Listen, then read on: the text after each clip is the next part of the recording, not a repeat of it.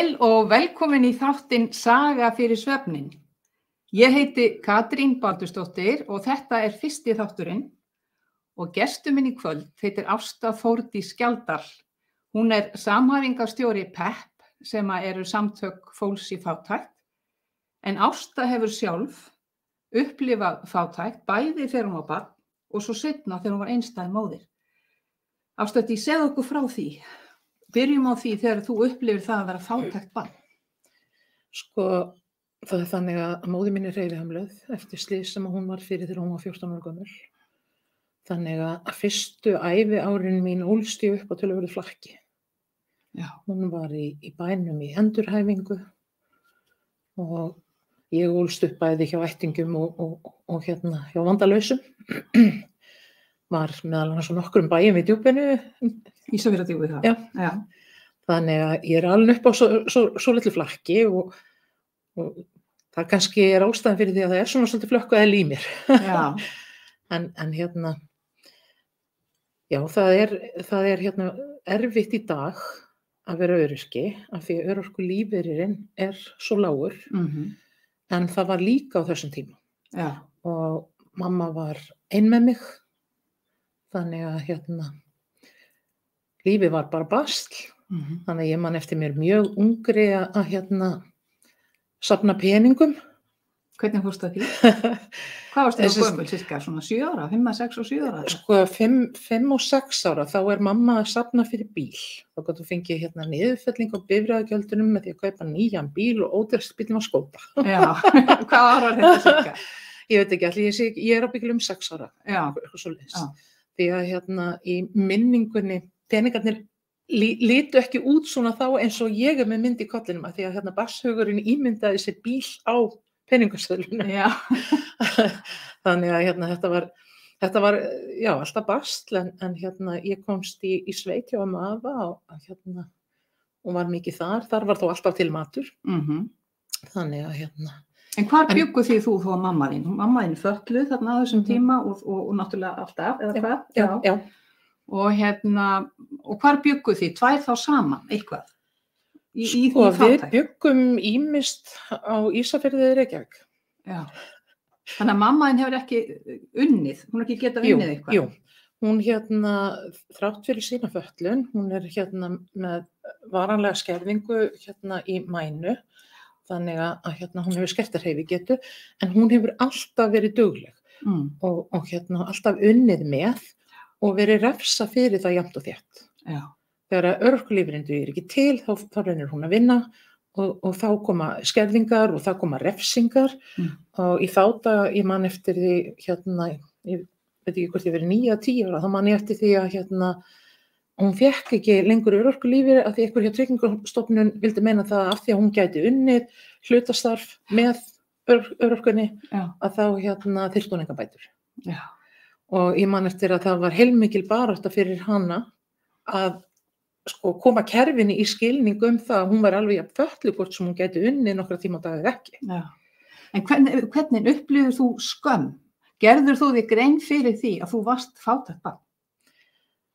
Ekki svo mikið, það er meira að ég skil það betur eftir á. Já. Þannig að á þessum tíma þegar við erum að safna og þetta, þá, jú, ég fann það að ég átti ekki samskonar hluti og aðrir, en ég held að ég hef lokað svolítið á það, bara eins og börn gera, þú veist. Já. En mamma þín, hvernig fannstu fyrir skömmunni hjá henni að geta allir með ekki veitt þér það sem hún gæti ekki veitt? Aðrir fóruldrar? Já, ég fann fyrir því. Og ég held að það sé eitthvað sem að hún finnur fyrir ennþá þegar hún hugsar tilbaka. Já. Og ég held líka að það hversu dugleg hún var og er ennþá, þrátt fyrir aldur, sé hluti af því að hún ætlaði ekki að láta bugast. Þó að tilveran væri erfið og þá ætlaði hún ekki að láta bugast. En pabbi, hvað var hann? Pabbi minn var fjarverandi. Já. Hann vann annars staðar. Þannig að þú hafir ekki verið í miklu sambandi við hann? Alltaf öðru hvoru, en ekki, ég bjó aldrei hjá honum eða neitt svoleiðis. Nei, þannig að þið voru 2. Já. Og síðan náttúrulega elst þú upp og eignast mann eða hvað og börn? Já, ég hef nú þekkt fyrir að binda ekki mína hnúta sem böggum og aðrir. Nú, hvað meinarum við því? Þetta hefðbundna, sko, hitta mann og svo eignast hús og svo eignast börn. Ég fór bara, tók alveg öfugaröð á þetta. Já. Þannig að Þú eignast fyrst barn? Já. Varst þá hvað einstæð móðir eða hvað? Já, ég var einstæð móðir. Og þá kemur sama, þá ferð að upplifa það sama þú upplifir í æsku, þar að segja það. Já. Nema það verður erfiðara vegna þess að hann var greindur með það sem kallast frumusjúkdómur. Sonurinn? Já. Og hann var ofboðslega ofvirkur, hann var með æxli sem framleiddi ofnæmisvaldandi efni út í blóðið, þannig að hann var svo langt á undan í allri getu. Já. Þannig að stór hluti af svona hvað ég að segja, þessu dökka tímabili í mínu lífi að ég kláraði mig alveg líkamlega. Já. Hann þurfti lítið svefn, hann var mjög aktífur allan sólarhringinn og smám saman þá bara kláraði ég út af batteríunum. Já, þú þurfti náttúrulega að vinna allan daginn og fékkstu enga hjálp þá með honum eða? Það var afskaplega litla hjálp að fá. Já. Og smám saman þá einangraðist ég og þegar að hann 2,5 árs, þá loksins uppgötast hvað að hjá honum og hann fyrir uppskurð og æxlið tekið. Og þá bara brotnaði ég alveg. Já. Þannig að þá töluðu læknarnir það, þetta væri ósköp eðlileg viðbrögð, ég væri svo sem búin að ganga og vara batteríunum svo lengi. Já. Þannig að Og varstu þá bara óvinnu fær alveg og bara, var þetta þá, hvað heit þetta, kulnun þá, hvernig var þetta skilgreint? Það var skilgreint sem þunglyndi vegna ytri aðstæðna. Já. Það var það sem var sagt við mig. Já. Og ég fór einhvern veginn í þann gír á þessum tíma, ég svona bara skreið inn í mig. Já. Og lífið var bara svo erfitt á þessum tíma að ég átti bara virkilega erfitt með að takast á við daglegt líf. Já. Og það þá sem þú ferð þá á örorku eða hvað? Já. Já. En strákurinn, hvernig tókst þér að annast hann þegar þú varst svona veik sjálf? Sko hún fór að vegna betur eftir aðgerðina, þá fór að draga úr þessum áhrifum. Þannig að hann fikk lyf til að sofa á nóttunni. Já. Þannig að en eftirleikurinn samt sem áður mjög erfiður vegna þess að við getum orðað bara þannig. Já. Ég veit núna á eigin skinni af hverju svefnleysi pyntingaraðferð. Já, viltu skýra þetta? Það svo mikið verið að tala svefn núna, svefnnámskeið og hvað svefnin skiptir miklu máli, það voða mikið talað það núna. Þarna þú að segja frá þessu þarna fyrir hvað mörgum árum síðan? Var þetta? Það er 30 ár síðan. 30 ár síðan. Og skýrðu þetta betur út? Hvernig þetta birtist? Sko, þegar að vart með einstakling sem sefur ekki meira en mestarlega 3 til 4 tíma á nóttu. Já. Fyrst til að byrja með, þá reyndi ég einhvern veginn að gera allt sem þurfti að gera þegar hann loksins sofnaði. Já. En það náttúrulega var ekki hægt til lengdar. Og tímabilið þá áður en að hann greindist á skorinn og þá læsti ég okkur inni á nóttunni. Ég lokaði hurðinni, ég passaði upp að það var ekkert inn í svefnherberginu annað en bara rúmið. Læsti hurðinni og setti lykilinn á nagla fyrir ofan hurðina. Af því að hann var svo ofvirkur að þegar ég var hann svona útkeyrð að þá fór hann fram úr þegar hann var búinn að sofa og ég var hætt að rumska við það. Ég var hann svo svefnvana á þessum tíma að ég var hætt að rumska við það. Þannig að til þess að hann færi ekki fram og kveikti á eldavélinni og það kom reynda fyrir sko. Þannig að þá brá ég að það ráða að læsa okkur inn á nóttinni. Því annars vissi ég ekki hvernig það endaði. Þetta náttúrulega leiddi til mikil svefnleysis hjá þér. Já. Og þú vilt meina að það var í rauninni ástæðan fyrir niðurbrotunni hjá þér? Já, það er svefnleysi hefur gríðarlega áhrif á andlega líðan, en það hefur líka ofboðslega mikil áhrif á liðina. Já. Það fyrsta skilgreiningi sem ég heyrði var festumein, svo var það vefjagigt og og það þú veist, í dag vitað þetta tengist þessu svefnleysi. Já. Og þessi náttúrulega veikindi þín og svona, þannig að gera það verkum að þú hefur ekki ráðrúm til að afla tekna. Þetta Nei, náttúrulega, ekki- þú hafðir þá mjög lítið milli handana. Já. Og upplifið þessa svona fátækt. Já.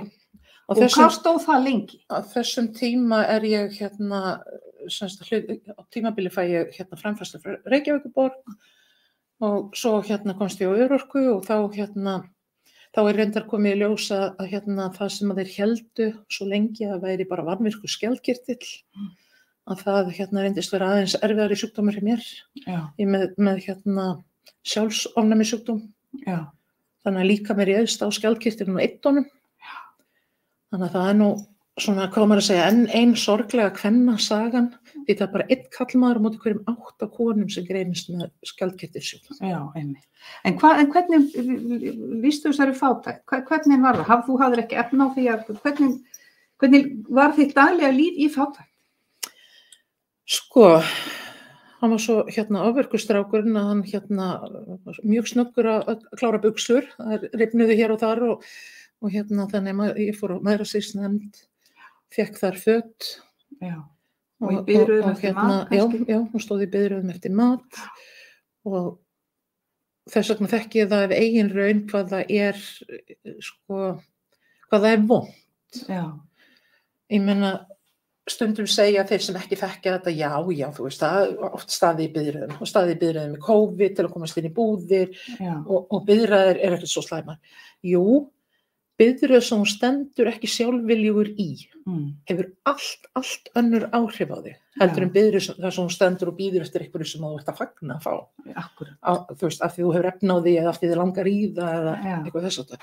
En að þurfa að standa í biðröð af illri nauðsyn, finnast allir horfa á því með gagnrýnum augum vegna þess að þú ert brotin á þessum tímapunkti. Þú ert ekki þarna ef þú ert með baki beint og allt gengur. Já, ef að reisnin til staðar, þá stendur þú ekki, þá reddar þér á einhvern annan hátt. En þegar ekkert eftir, það þá sem þú kemur í svona röð. Og á þeim tímapunkti þá náttúrulega sjálfstraustið ekki til, sjálfsmyndin brotin.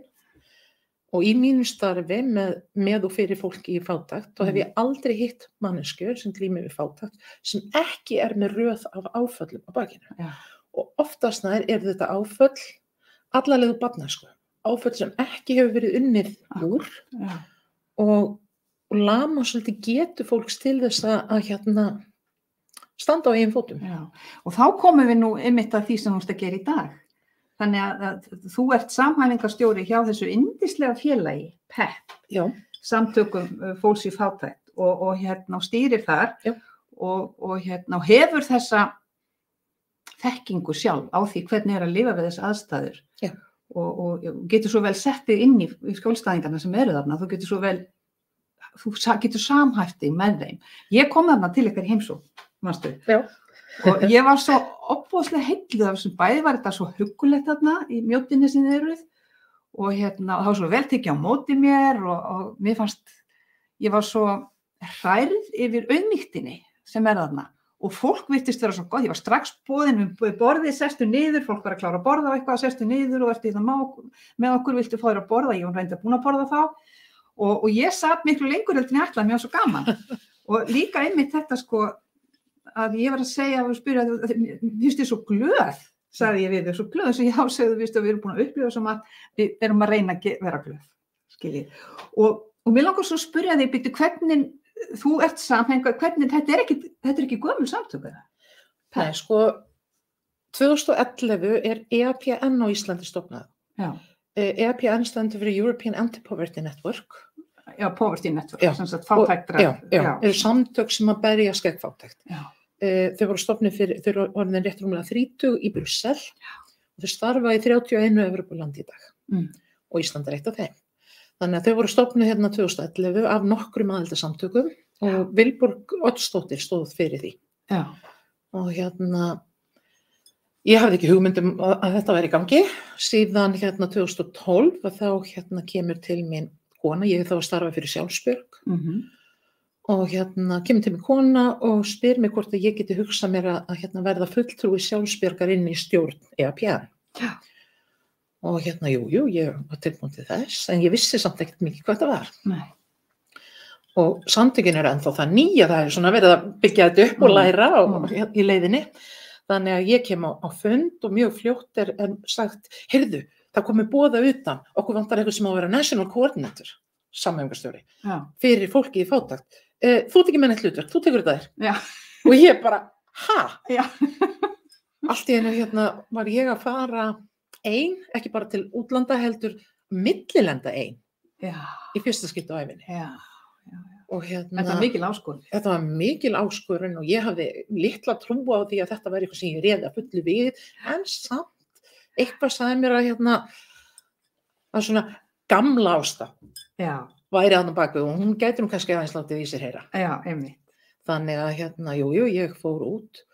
Ég held ég hafi til að tryggja að klúðraðist ekkert, þá held ég hafi beðið í 8 tíma á flugvöllunum með eitthvað. Bara, þú veist, hafa nóga langan tíma á milli, þannig að get ekkert farið úrskeiðis. Síðan að ég nefnilega hef kynst þér, það er nú ekki langur tími, en að þá einmitt virkaru þannig að gamla Ásta hafi alltaf verið, svo þú ert að lýsa því núna, þessi sterka kona, því að þú virkar svo ofboðslega með þetta á hreinu og svona ákveðin og dugleg og með svona klár, þannig að þú hefur byggt þig upp. Þú hefur byggt þig upp frá þessari konu sem beið í skömm við í biðröð eftir mat og nú ert orðin þessi miklu sterkari kona, sko, maður sér það alveg og þú stýrir þessu. Sjálfsmyndin er heil, sjálfstraustið til staðar. Þú hefur unnið mikið með þetta. Já, ég hef unnið ég hef smám saman lært að vinna líka með þetta hlutverk. Á tímabili, þá horfði ég út í lífið og bara af hverju gengur ekkert upp hjá mér. Ég kynnist manninu mínum, við eignumst börn og ég fer með þau á leikskólan, ég fer heim og ég skrif undir sæng af því að þessi dagur er bara svo erfiður, ég get ekki tekist á það. Það bara tógaði í mig úr öllum áttu og þú veist, það verið að ætlast til einhvers að mér og ég veit ekki hvað það er og ég þarf bara hjálp. Og þetta er bara erfitt og ég fer undir sængina og þegar ég fór að skoða eftir af hverju ég fór undir sængina og þá gerði mig grein fyrir því að ég var að bíða eftir því að næstur ekki að mynda sænginni, þá er þetta bara allt breytt og allt er gott, ekkert erfitt lengur. En það gerist víst ekki þannig. Þannig að smám saman fór ég að vinna þú veist, með sjálfa mig og það er eins og ég segi að við erum öll með einhver áföll úr barnæskunni. Ég veit það. Þú fórst að vinna með þau. Ég fór að vinna með það. Og ég komst að því að ég tók svona tímabil þar sem ég horfði á Oprah Winfrey, las fullt af sjálfshjálpa bókum og svona og ég var alltaf að hvað er mín hugljómun, hvenær er þetta, nú er ég heilu, ég er búin að finna hvað er að. Og ég alltaf bara, ég finn ekki neitt, það er ekkert að marka þetta, það er eitthvað að mér. En svo einn daginn var ég spurð að því, af því ég var mjög leitandi og ég var alltaf að bíða eftir því að það kæmi eitthvað og bjargaði mér úr þessum aðstæðum. Og ég vildi fá hjálp. Ég fór og talaði félagsráðgjafa til félagsráðgjafa og ég talaði við alls konar fólk og ég var alltaf að bíða eftir einhver kæmi með lausnina, einhver kæmi og bjargaði mér og úr þessum aðstæðum. Og svo einn daginn að þá auðvitað er þetta ekki alveg svona einfalt, það voru nokkrir aðrir þættir en það er svona eitt stórt moment, það var þegar ég var spurð en hvað ætlað þú að gera í þessu? Hvað ætlað þú að gera í málinu? Og þá svona vakti það mig aðeins upp og kannski breyttist lífið ekkert ef ég bara sæti á raskatinn og biði eftir því. Ég þurfti kannski eitthvað aðeins að spá í þessu, þannig að þá fór ég að fara á stofana og fann ráðgjafa sem að hjálpaði mér að finna svona, og ég fann mitt aha-moment. Já, þú gerði það. Hvað er langt síðan?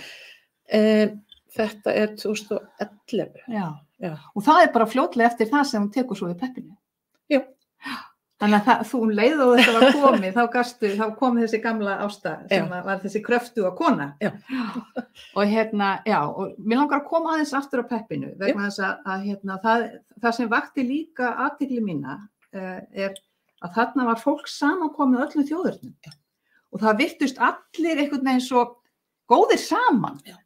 Fordómarnir voru ekki lýstu þess aðeins. Áður fyrir það, ætla ég aðeins að segja, sko, ég fer þarna út til Brussel í fyrsta skiptið og þar var ég að hitta samhæfingarstjóra frá öllum hinum löndunum og ég fór að hlusta, fyrst var ég bara að hlusta og ég fór að heyra, vá, í Hollandi eru þau að gera þetta, vá, í Noregi eru þau að gera þetta og ég bara, vá, ég verð að gera eitthvað svipað heim á Íslandi, þannig að ég kom heim og alveg uppfull af eldmóði og vildi bara fara að búa til peppstarf.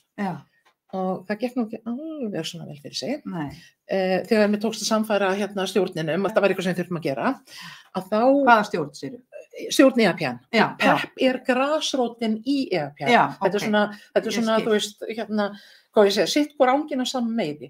Og það er þannig af ásetturráði, vegna þess að ef þú ætlar að berjast gegn fátækt, að þá þarftu að vita hverju þú átt að berast fyrir og hverju ekki. Og hver veit það betur heldur en fólki sem býr við fátæktina. Það veit hvað skóginn kreppir, það veit hvaða ákvarðanir stjórnvalda bitna mest á þeim og þau þurfa þess vegna að fræða.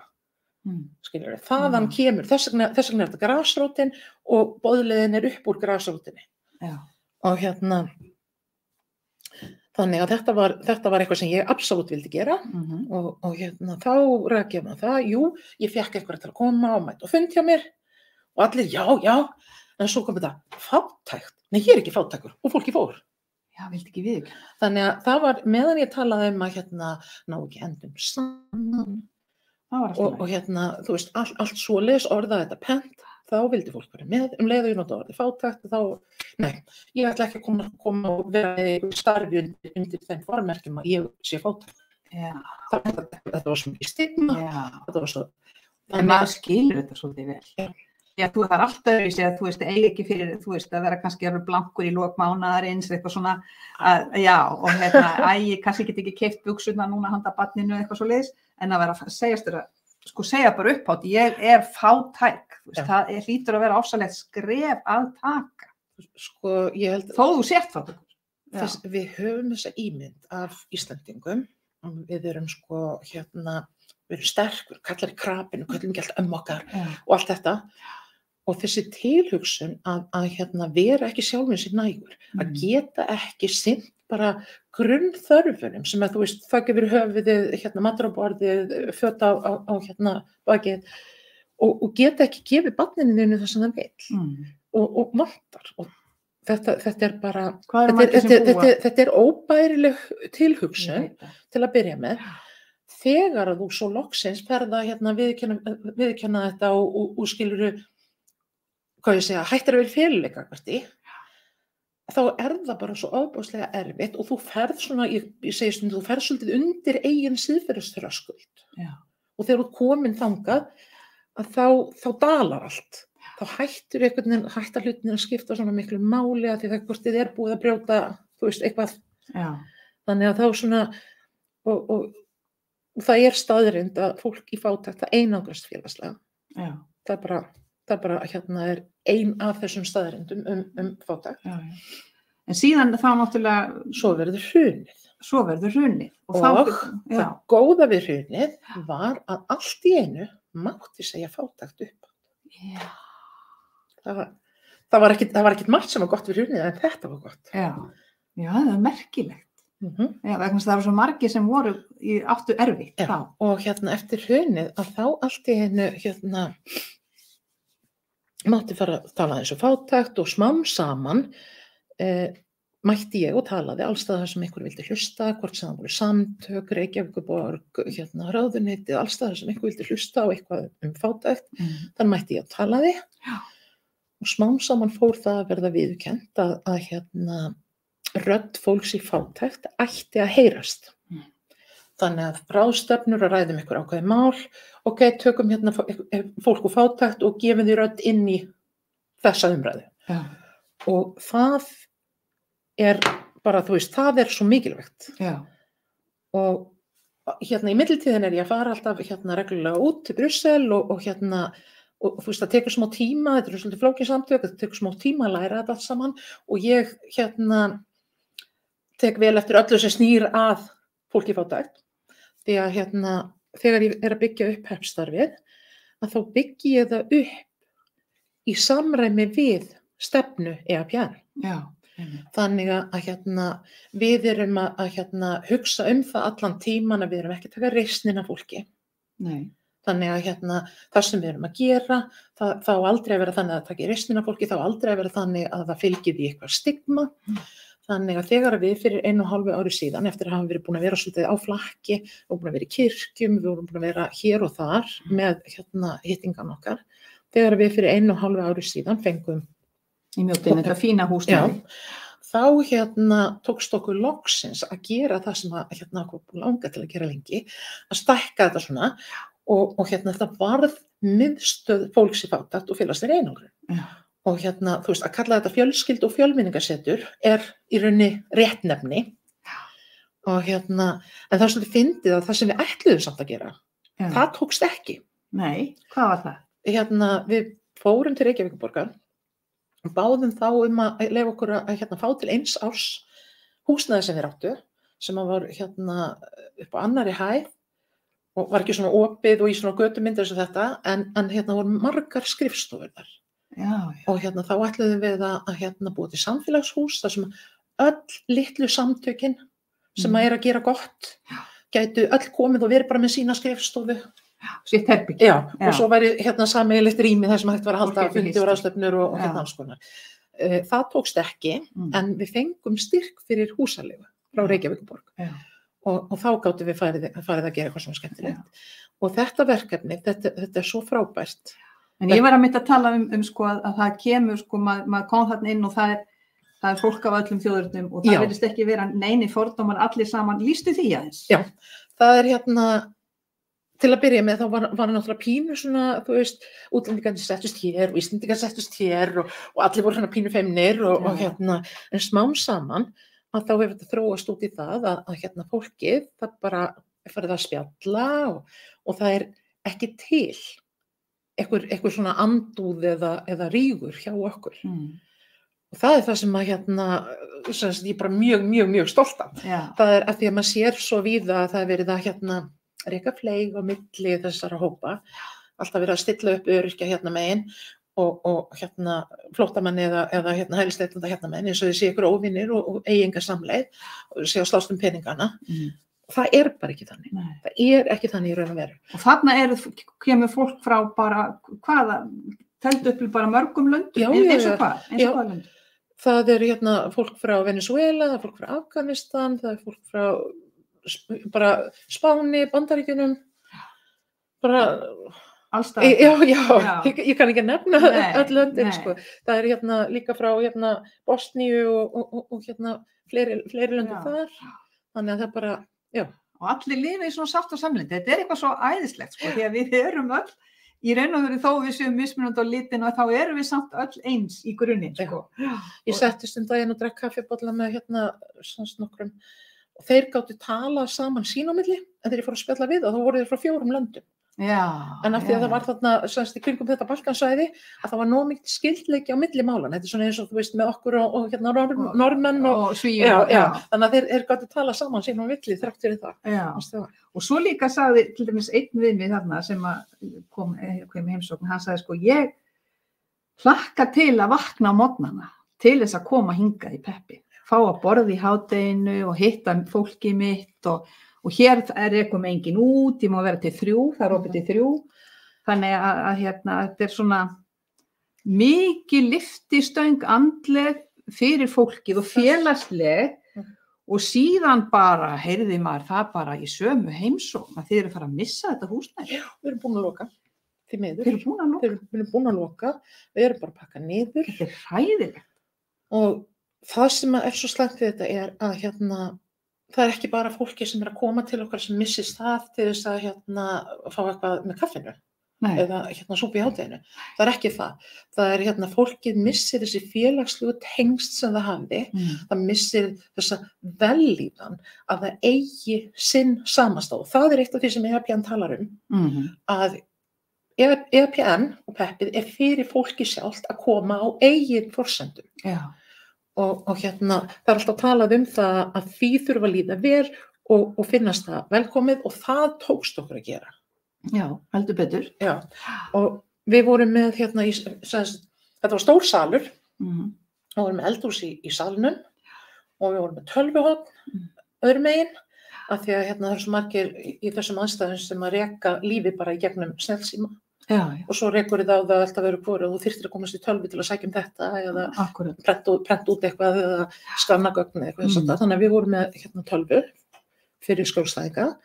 Svo vorum við barnahorn, rosa flott barnahorn og það hérna, ef við berum saman tölurnar frá því fyrra þá fjölga töluvert til börnum sem eru hjá okkur núna og hérna síðan var svona setuhorn öðrum megin og svo vorum við gefinsborð. Og fataslá með sem með einhverju sem að fólk gæti að vali sér og fengi. Og einmitt af því að hérna, það gæti farið sjálft á slána og kíkt á það, sko, já, passar þetta mér, þú veist, flott, mér vantaði einmitt úlpu, eitthvað þess að það, að þá erum við búin að taka, sko, hérna, stigmað af því, að hérna, þú þarft ekki endilega að koma til okkar bara því út fátækur, af því að við erum líka að tala um félagslega einangrun og hérna, við erum líka að tengja fólk saman. Þannig að stigmað var farið af því og hérna, þú ert ekki að taka reisnina fólki ef það má sjálft fara og velja sér eitthvað. Þá ert ekki með þetta, þú veist, að það sé betla eða þú sett með eitthvað skömmtunar eða hérna, já, nei, þú mátt ekki taka þetta. Þú veist, það er hérna það sem er svo mikilvægt, að fólkinu líði vel með það og okkur tókst að gera þetta og ég er rosalega stolt af því. En það er annað sem er svo mikilvægt í þessu. Sjálfboðaliðarnir sem er að afgreiða, það er allt fólk sem kemur úr hérna fátækt og félagslegri einangrun sjálft. Og það er það sem ég er stoltust af. Það er þessi valdefling sem ég sé verða hjá fólkinu sem kemur og er sjálfboðaliðar. Fólk sem áður fyrr veigraði sig við að vera kannski í samskiptum við fólk. Var ekki kannski mikið í félagslegum tengslum, hélt sig mikið heima hjá sér af því að þú dettur úr, þú ert ekki að fara með vinkonunum hérna á kaffihús og kaupa eitthvað kröðir í af því þú átt ekki pening fyrir því og þó þú gerir það einu sinni að tvisvar, skilur þú veist svona til þess að vera með og þá smám saman verður það vandræðalegt að hérna hef ekki pening fyrir því eins og hinnar og hérna ég skal ekki bjóða þér núna og eitthvað svona sko, þetta verður þannig að þú einangrast ósjálfrátt. Þannig að hérna þetta er hluti af því að stíga út úr skelinni og allt í einu ertu komin í það hlutverk að vera veitandi, ekki bara þiggjandi, þú ert að gefa af þér og ekki bara, þú ert ekki bara að gefa kaffi með því. Þú ert að gefa kurteisi, þú ert að gefa bros, þú ert að gefa í rauninni svolítið vellíðan og hérna við myndum ræddum þetta líka svolítið sko stundum hérna byrja dagun kannski ekkert vel, það er eitthvað sem gengur á og það kom þarna einhver reikningur sem áttir ekki vona og hérna, lífið er erfitt þennan daginn. Og það var svona ákveðin þjálfun og ákveðin challenge fyrir þær að hérna, að skilja þessar áhyggjur eftir bara við dyrnar þegar að koma inn í peppið og taka á móti öllum með bros á vör og þær fóru líka með bros á vör. Og hérna, og þegar þú valdeflist á þennan hátt, þá ferðu að taka öðruvísi ákvarðanir í þínu lífi. Þannig í staðinn fyrir kannski að hérna þessi reikningur er að þrúga þig og þú veist ekki hvernig þú átt að hérna, þú veist, þú bara sökkvir þér eða stekkur undir sængin eins og ég gerði. Bara breiðir fyrir haus og vona reikningur sem farin hérna. þá hérna ferðu að hugsa öðruvísi. Þú verður lausnamiðar í staðinn fyrir að sökkva þér í þunglyndið og neikvæðina, þú verður að hugsa öðruvísi, þú verður lausnamiðar og hérna týndi alveg því sem ég ætla að segja. Já, og þú sem sagt, þetta hefur þessi áhrif á þig að koma og valdefla þig, finna að þú ert að hjálpa öðrum, finna að þú hefur stórt hlutverk og þitt hlutverk skiptir máli, að þá ferðu út. Akkúrat, það skiptir máli, það er að finna svo vel frá fólkinu hvað það skiptir miklu máli. En það er bara þetta dásamlega sem að gerist. Þær fara að taka öðruvísi, það er líka kallað sem við hjá okkur, þær fara að taka öðruvísi ákvarðanir í eigin lífi. Ákvarðanir sem eru ekki lengur teknar út frá vangetu eða neikvæðni eða brotnu sjálfsmyndinni.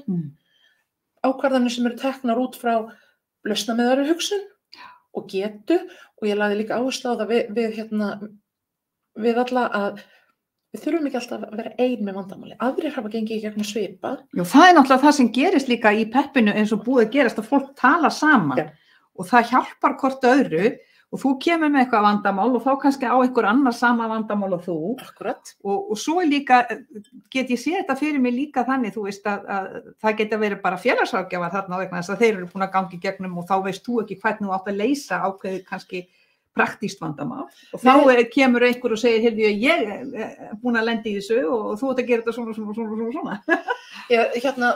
Ég reyndar mótfallin að segja að þú eigir að gera þetta svona. Já, ok. Ég reyndar hef haft það þannig að skrifstofan hjá mér býður upp á það að hef nokkur óskar eftir viðtali, alveg saman hvort það er sjálfboðaliði eða einhver semst gestómandi, að þá getur hann óskað þess og við setjumst inn á skrifstofu hjá mér og ég hlusta á viðkomandi. Að sjálfsögðu þetta í 100% trúnaði, en það er svo misjafnt hvað fólk þarf á að halda. Sumir þurfa kannski bara á því að halda að einhver, viðurkenni þá. Hlusti og viðurkenni þá.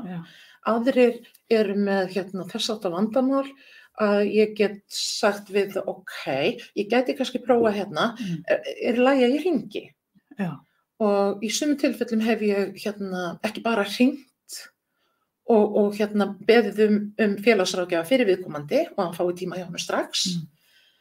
Heldur, ef að viðkomandi óskar eftir þá fer ég með honum í tíman.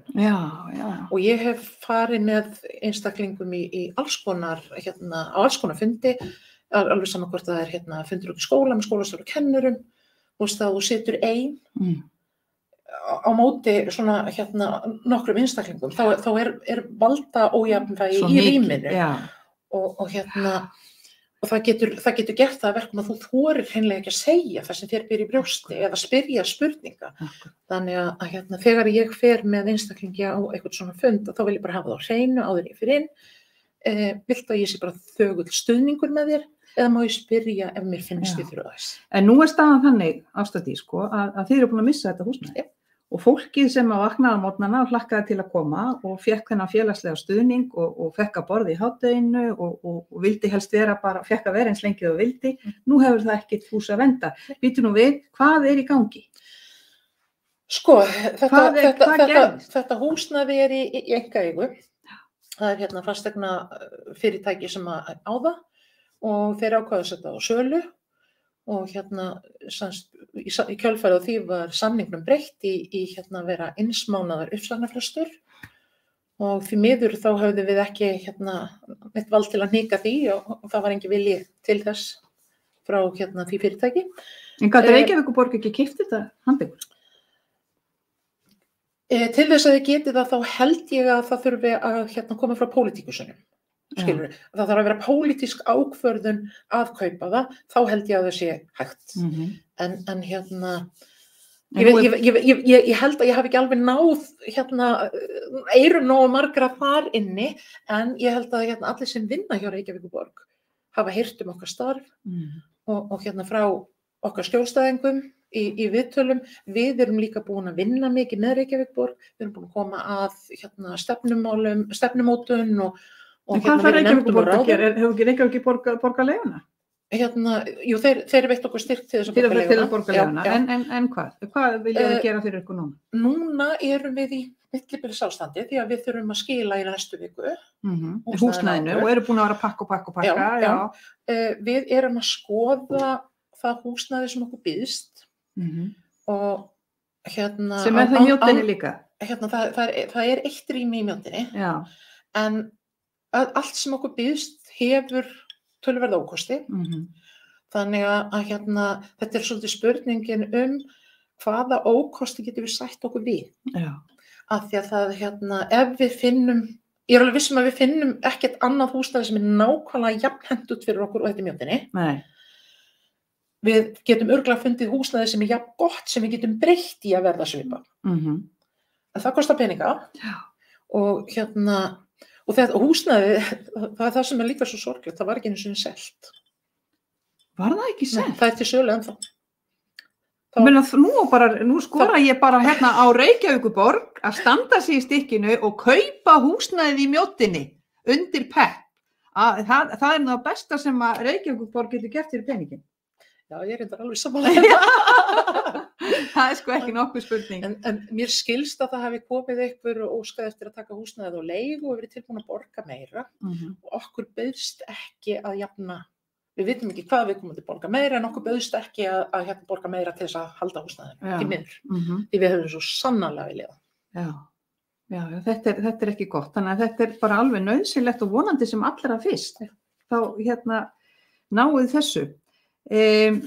Sko, aðeins meira þér, að hérna, þú sem sagt tekur við þessu og þú nærðir upp, hvernig lífið þitt í dag?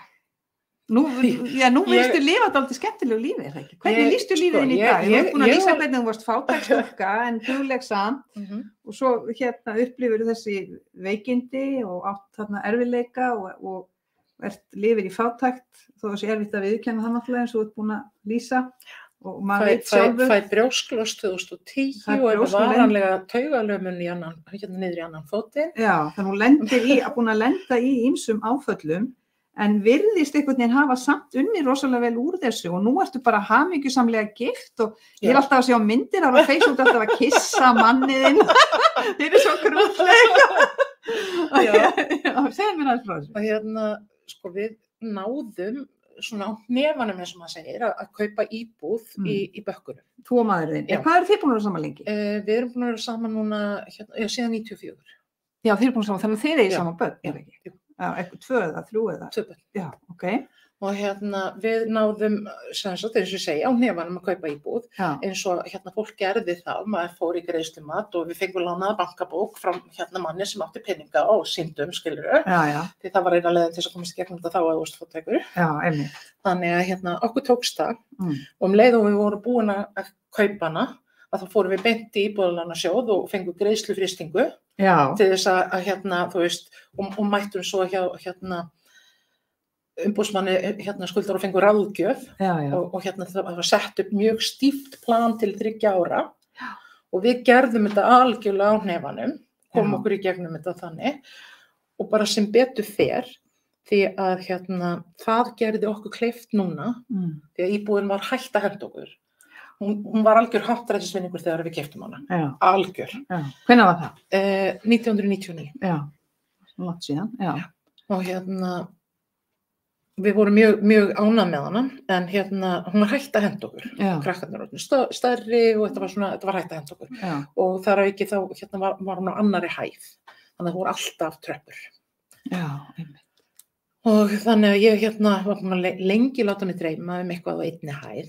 Þannig að ég þyrfti ekki tröppur. Ég er nefnilega að fólk hérna sér það ekki svo mikið á jafnstéttu hérna. Þess að tauga. Já. Þannig að þú náttúrulega átt þá erfitt með að vera að hlaupa alltaf upp og niður stiga. Já.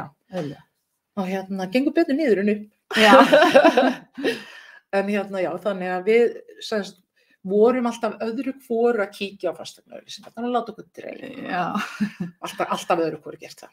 En þarna sjáum við hús sem að hérna kitlar svona aðeins og hérna þá er þetta spurning, eigum við að leyfa okkur að dreyma, þetta er ábyggilega ekki hægt og eitthvað svona.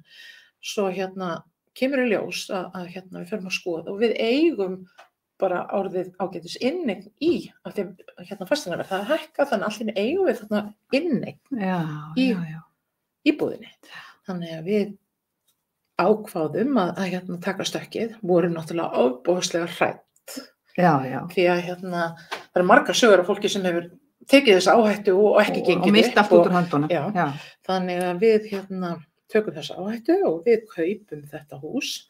Hérna það gekk ekki alveg hérna samt innan þessara 30 daga að selja, viku eftir að sá tími rann út, tókst okkur að selja og hérna en þetta gekk allt upp á endanum.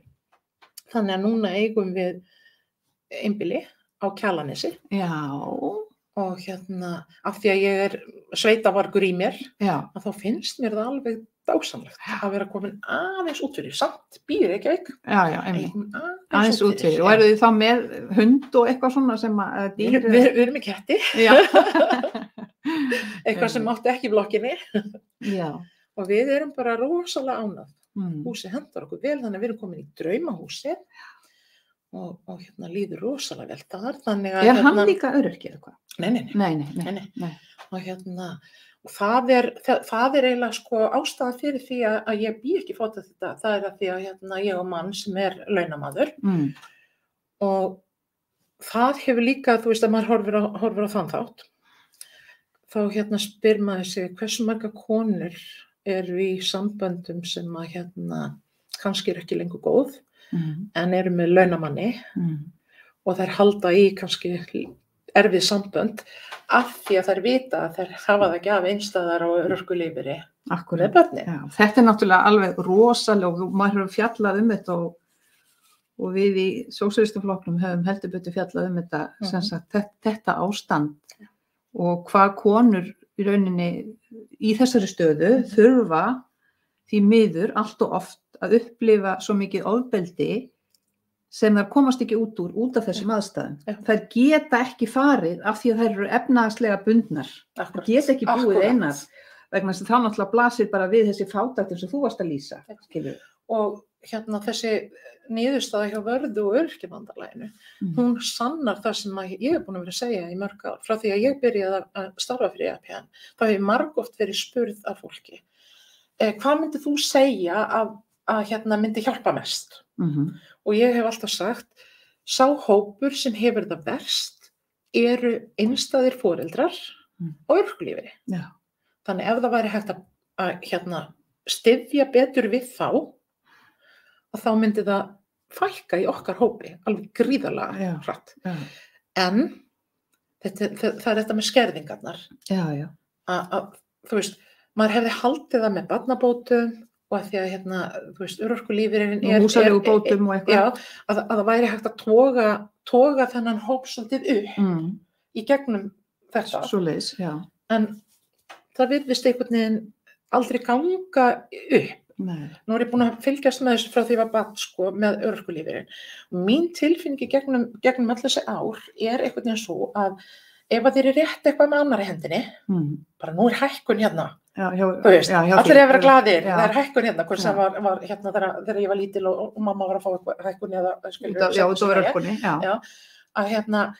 þú veist, þetta er æðislegt, þú fær nokkra aura og þú ert að vera glaður, en ég tek eitthvað annað af þér með þessari henda með að horfa á þetta. Þannig að alltaf þegar að koma einhver aðeins fleiri aurar í umslagið, að þá var hækkun hér eða lækkun á þessu hjá Tryggingastofnun. Það var einhvern veginn alltaf tekið einhvers staðar annars staðar á móti. Þetta er náttúrulega hrikalegt ástand fyrir einstæða foreldra sem að þurfa að upplifa þessa fátækt. En þú ert semst ekki fátækt núna. Nei. Og staða þín hefur batnað. Já. Og hvenær kynnistu manninn þín? Við kynnumst 94 í garðinum hjá Emmas. Nú, hvernig stóðu því? Hvernig stóðu því? Vinkona mín var sem sagt búin að kynnast manni og ég vissi bara að þau voru upp í sveit og það hitti þannig á að það var komin helgi að sumri til og mér langaði svo ofboðslega eitthvað út á bænum, þannig að ég hef upp á henni og spyr má ég koma? Og ég var með strákinn minn með mér, þannig að það þótti einhvern veginn betra að hafa mig nálægt bænum. Vinkona mín og hennar maður voru semst að byggja sumarhús og ég tjaldaði í bakgarðinu á bænum. Já, ég skil. Og þetta var Þingvallasveit. Já. Og kvöldið að þá kom maðurinn minn, sem sagt þá er hann er bróðir vinkona mín, kynntist manni og þetta er bróðir hans. Þannig að við erum giftar bræðrum. En hann var sem sagt að kom seint kvöldið og hann reyndar var á leiðinu upp á Vatnajökul næsta dag og það var búið að segja við hann, þú þarft ekkert að vera frá austur rétt á hann á ferð. En hann segir að það var eitthvað sem togaði. Já. Og þarna hittust við í fyrsta skipti. Og var það ást við fyrstu sýn? Já, þau segja það fólkið að það hefur verið neistar. Hvernig var staðan í þá? Staðan mín var í sjálfur sér ekkert mjög góð. Ég leigði þá félagslega íbúð og var í basli en var að reyna að vinna mig út úr því. Já, þið leið betur samt að það ekki, varst ekki aðeins? Jú. Ég var búin að vera í svona töluverðri sjálfsvinnu og langaði að fara í skóla og er í skóla í dag. Já. En sem sagt, það verður þarna ást við fyrstu sín, segir fólkið í kringu þig. Já. og hvað? En við erum allavega enn saman. Já, og býtu, hvað gerðist svo? Þannig að þið kynnist þarna Já. og hvað? Það er að vera saman. Já. Og við tökum okkur til og förum út á land tíma. Já. Og það gekk ekki alveg nógu vel. Nei. Fjárhagslega, þannig að þá fluttum við í bæinn eftir. Og förum út í að kaupa þannig í Eyjabakkanum. Já, það sem þið búið núna. Nei, það sem þið bjugguð, já, alveg rétt. Það sem við seldum, sko. Sem við seldum svo, já. Og þið einhvern veginn svona, hvernig hafið þið farið að ég halda? Sko 94 byrjiði saman og nú þetta langur tími, þetta hvað, 17 ár, eða hvað? Nei, þetta kom yfir 20. Yfir 20? Oh my god. Hvernig farið það að því að maður tekur eftir því að þið eru alltaf skotin hvort ég verð nú að segja það. Já. Hvernig farið það að ég halda neistan? Sko, þegar ég kynntist honum fyrst, þá var ég eiginlega búin að gefast upp á kallmennum. Þá var ég búin að, svona eins og gerist, aðeins að deyta og ég var eiginlega bara búin að gefast upp. Og ég var búin að hugsa með mér að ef það ætti einhver eftir að koma inn í mitt líf og þá þann að vera svona svipa þengjandi og ég með það að vera svona svolítið sveitamaður í sér. Já, ok. Já. Og þegar að ég hitti manni minn fyrst og þá kemur hann á þessum líka flotta upphakkaða jeppa. Já. Þannig að fyrst að segja sá á bíllinn. Já. Við grínumst stundum með það. Og svo fer hann að segja mér þarna kvöldið. Þá byrjar hann að benda á öll kennileiti, allt í kring, öll fjöll og nefnir allt með nafni. Já. Þannig að þá var alveg bara, ok, hann er svona náttúrubarn eins og ég. Já, þá var það komið, þá var þetta að setja X við það. Já, og það er eiginlega svolítið það sem að hefur, við eigum það svo sameiginlegt. Sameiginlega áhugamál. Já, við förum eins mikið og við getum út í náttúruna. Við verið í tjaldvögnum og alls konar upp öll fjöll og fyrnindi, farið upp á hálendi og þannig að já, það er eitthvað sem að gefur okkur, það er þessi tenging við náttúruna en þegar ég kynnist honum fyrst þá sagði ég við hann strax, ég sagði mér það bara best að ef þetta á ekki að vera þá ætla ég bara að fæla hann frá strax, þannig að fyrsta sem ég segi við hann það er bara að láta þið vita, ég er ekki að leita að því að tjalda til einn á nætur. Heyrðu, og þetta er sem sagt ágætt pick-up lína. Greinilega. Þetta pick-up lína sem virkaði hjá þér. Greinilega. En það var svolítið skondið þegar hann fór að segja frá því að sko hann fór á Vatnajökul. Við kynnumst á 50 degi og hann fer svo þarna upp á Vatnajökul. Hann eitt fyrstu deginum að hjálpa bróður sínum, setja girðingu í kringum loðina og svo fer hann upp á Vatnajökul. Og ég man nú eftir því að ég stjáklaði þarna fram á gangi þegar rétt á hann fór til að vera nú örugglega þar þegar hann færi. Já. Og hann baði símanúmerið og svo. Hann baði símanúmerið? Já, og fekk það. Og svo hringdi hann í mig þegar hann kom niður á Vatnajökli og ég bauð honum í mat. Og það má eiginlega segja við séum ennþá á fyrsta deytinu. Bara dásamlegt. Því að við töluðum alla nóttina og hann eiginlega fór aldrei. Þannig ég get alveg sagt þér það, ég get alveg sagt fólki það að ef það vill fá að vita hvernig það á að láta halda hjónabandinu gangandi, þá bara tala við Ástu Dís. En hann sagði frá því eftir þessi helgi, já, hittir nú eina, og þá hann spurði hann nú hvar? Já, í garðinu hjá ömmu. Og þá, vex þetta vilt það? Já, vex þetta vilt. Já, nú verður þessi að ljúka hjá okkur, það var rosalega gaman að tala við þig. En af því að þú hefur svo mikla reynslu og þá langar mér svona að enda þáttinn á því að svona að gefa fólki kannski svona heilræði svona samkvæmt þinni reynslu, þú ert hokin af reynslu í sambandi við fátækt og hvernig menn byggja sig upp, hvernig á að koma fram við fólk sem hefur lent í þessu og hvað myndirðu vilja segja? Hvað brennur á þér í sambandi við þetta sem getur þá orðið til þess að fólk á betra með að rétta úr bakinu? Í fyrsta lagi þetta er líf eftir erfiðleika. Og eftir áföll. Já. Og og það er svo mikilvægt að ná að tengjast við einhvern annan, ekki sitja bara alveg einn með þetta, koma og tala við eitthvað sem hefur skilning og þess vegna segjum við það, jafningjafræðsla, hún svo mikilvæg. Já.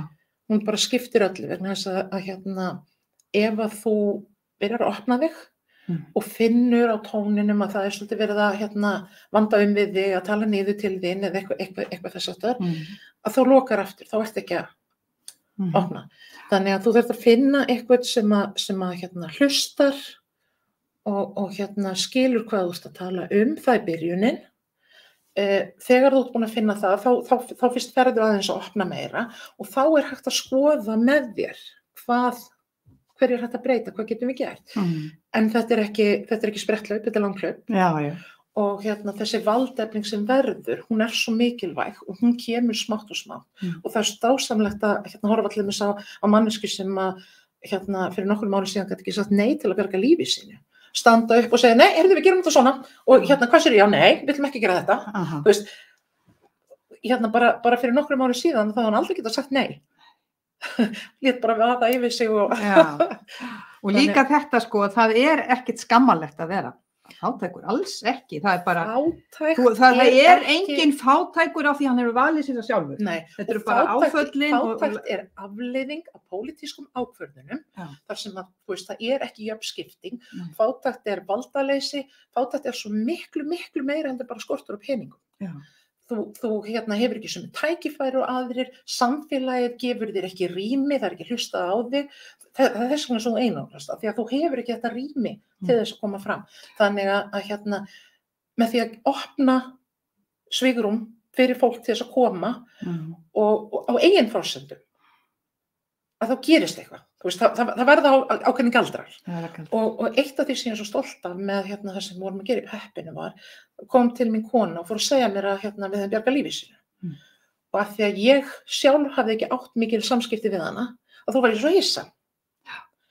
Og ég man eftir ég bauð hana velkomna þegar hún kom fyrst, en þá fór hún að segja mér það að hún glímir við gríðarlegan kvíða og mjög félagslega, ekki bara einangruð heldur félagsfælin og það henni það átök fyrir hann að vera mjög mikið innan fólk í miklum tengslum, en bara það að koma þarna reglulega, fá sér kaffi og vera á staðnum innan fólki, þá hún væri kannski ekki í svona ofboðslega miklum samskiptum við alla, að það breytti rosalega miklu fyrir hann og hún orðaði það þannig að það hefði bjargað lífi sínu. Við skulum bara vona að mjög fljótlega geti ég komið aftur í heimsókn til þín og þá búið að opna peppið annars staðar. Það er bara bráðnauðsynlegt, það ekki hægt að segja annað. Og ég hlakka til að koma. Ég hlakka til að fá þig. Og það er akkurat þetta, það er þetta andrúmsloft, það sem fólki líður vel, það skiptir máli.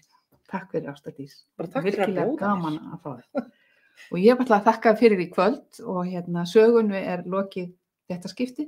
Það er líka hægt að hlusta á þennan þátt, sko bara núna á eftir. Hann verður á Facebook síðu samstöðurinnar og á YouTube og líka á samstöðum.is.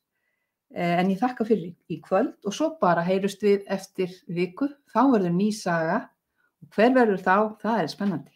Takk fyrir mig.